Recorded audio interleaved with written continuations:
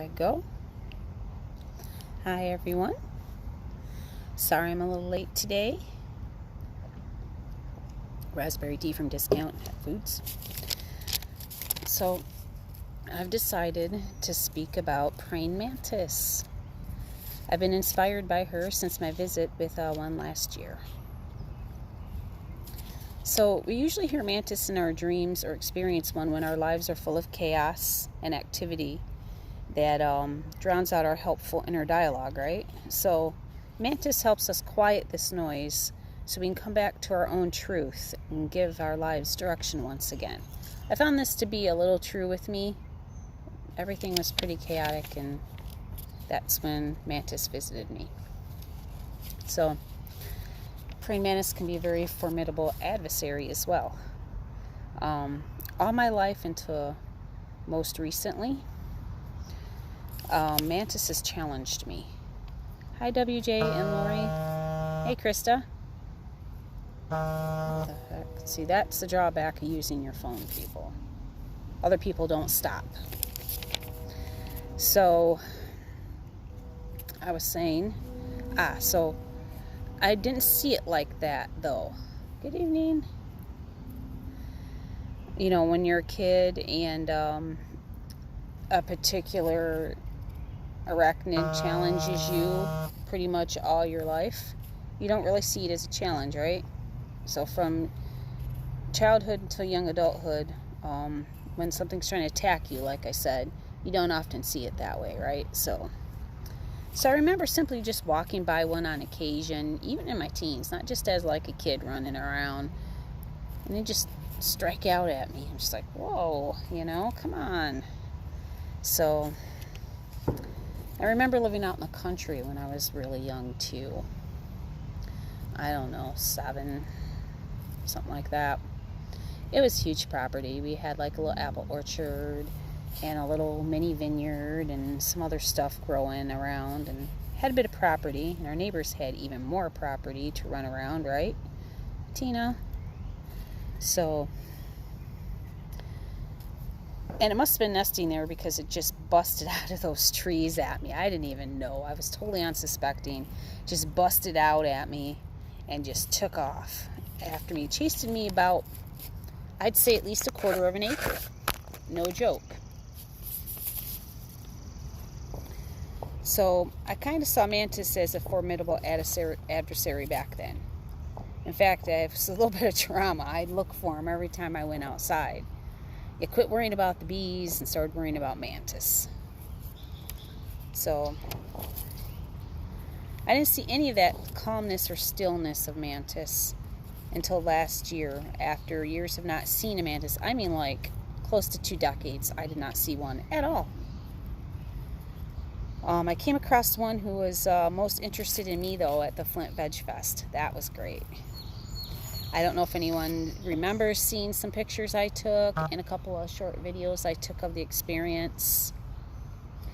I'll post them afterwards, following the video. That way you can see them too, if you haven't seen them or don't remember. So then it was when I saw the calm and stillness, almost as if this mantis was waiting for me. So we were there,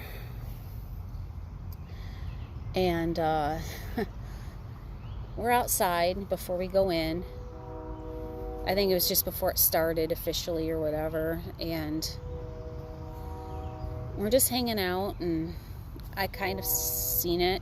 My friend Shelby pointed it out, and I'm just like, oh, I'm not sure what it's gonna do, or I'm not sure they like me, or I can't remember exactly what I said, but it was something to that effect. And so we went over there where it was, and it came right to me when I started talking to it. I don't know why. I just felt different this time. And she took her time. She crawled up the thing and came right to me and was like, we were right there, having a little moment there, I don't know how long she would have stayed there, But we had to go inside. I really honestly didn't want to leave her, to tell you the truth. I just didn't know what she'd do if I let her crawl on me and take her inside. So I left her outside where she belonged. And we put a little like sunflower stalk, because it was fall. We put a stalk for her to crawl over to get out of the booth, like where everybody could see her, because I was kind of worried too. She was really slow, and so, and yeah, so she must have gotten into the little flowery area or flown away, because when we came out and looked around, because I looked around for her, I was like, you know, I want to see if she's still here. She was gone. So yeah. So that day, Mantis definitely made me, if anybody's got anything to say about Mantis, feel free to.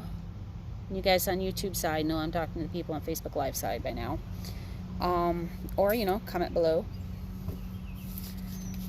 So, you know, that day she made me understand a lot of things about her. That only with a calm mind can you truly focus and overcome things. Because, you know, I see myself as, like, on dirt roads being chased by these things with my bike. Or, like I said, through the yard. I was kind of a wild kid. If I could find strawberries or chestnuts, or, yes, I actually eat chestnuts. If I could find something like that to eat, I would just eat and stay outside all day and not come in. So I think that's probably what I was doing, or collecting them in my plethora of Crown Royal bags I had. Just to collect them, you know, because they have dye and they're cool, or whatever. I just collect nature things too, so. And she popped out at me. But anyway, so I learned that remaining still and quiet, you know, in return allows us to receive Mantis's wisdom and act upon pure intuition. That's what I was acting on. I wasn't acting on rational thought or memories after the first few seconds there. So, you know, like I said, I can't say I wasn't worried about her just being still and just deciding at the last minute just to attack me when the time was right. But it felt right. So I chilled with her a bit, and, you know, she taught me through meditation and time I've spent with her, she's taught me decisive action,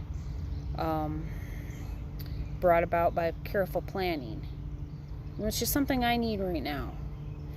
You know, and it's true, you know, chaos at all, but, you know, swept that part up of me away, you know. And there was a time I was going with the flow so much, back and forth, living out of a suitcase, working a few days, staying awake long enough for work, sleeping, getting back up, for a while working another job and getting back up, you know, that I just really didn't have,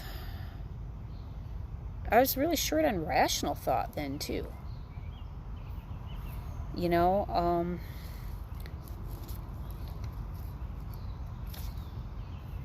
uh-oh. No, why does this always happen with your devices, Bill?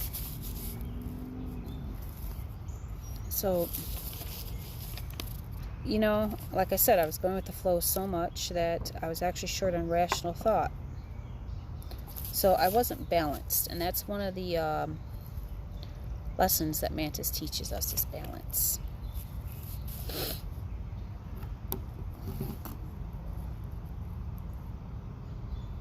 Sorry, I'm having a moment here.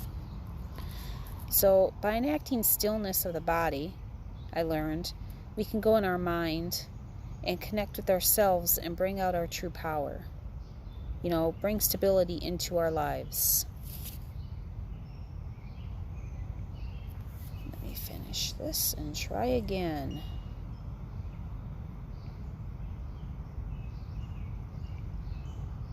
I'm so sorry. This is like, I guess, the price of doing things outside. It's supposed to be feeding off of my hot spot, but it's not. Alright. So I guess we're going to try this again, part 2. And like I said, I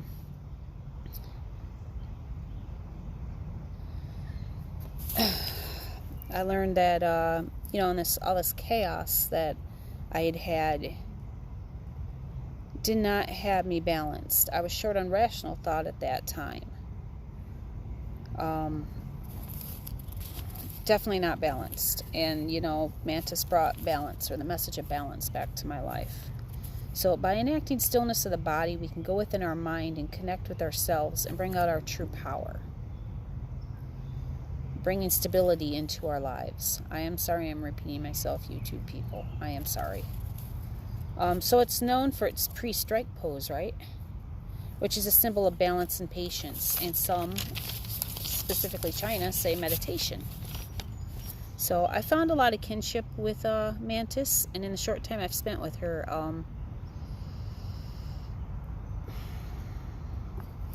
I found she can be the epitome of peace and serenity, but also bust out with her power in a quick and decisive manner when it's called for. So with this serenity and severity, to me, it's a perfect example of duality, which I recognize by being a person of great duality.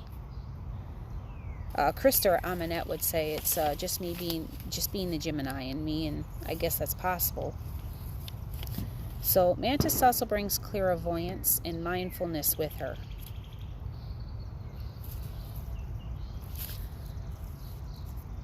She tells us to have patience in acquiring what we need and to remain balanced and mindful throughout this. This is a challenge to me right now. Anybody who knows me right now, with my present situation, my job, my debt, the things I'm trying to acquire so I can move on in my life, this is a big challenge that I have to set and remind myself of every single day. And visiting Mantis makes it a whole lot easier.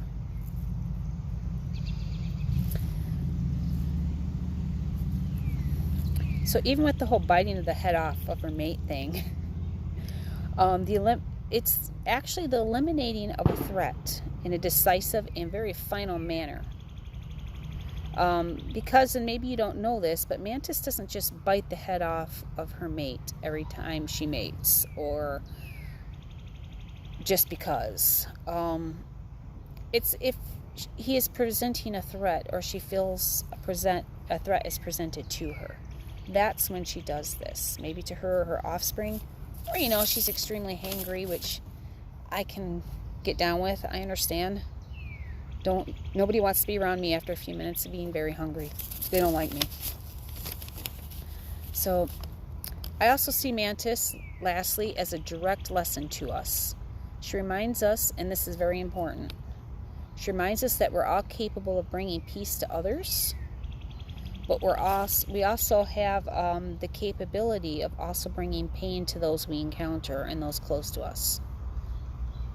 So Mantis is sometimes full of grace and sometimes awfully brutal, which just speaks to me of the human condition. So let me get YouTube off here because I'm done, and I had to repeat a few things, so I'm not going to do that again to them. Thank you so much. And we can speak about Mantis in the below comments if you like.